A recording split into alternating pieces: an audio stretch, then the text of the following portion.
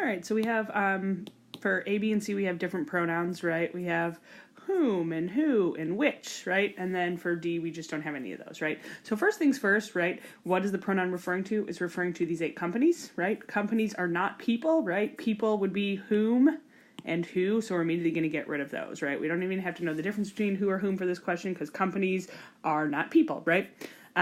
So now we have either each of which is also hosting a lecture on free trade or each, right? So comma, each is also hosting a lecture on free trade. Well, what we have here is the conference is sponsored by 8 companies, right? This is an independent clause, right? A full sentence, right? And then we have a comma, right? Which means that what comes after here has to be a dependent clause, because if we have I see, we have a run-on, right? So if we pick answer choice D, we would have I see, right? Because if we have each is also hosting a lecture on free trade, that would be an independent clause, right? So we have to have this each of which is also hosting a lecture on free trade, which would make this would make it a dependent clause, right? So we need answer choice C.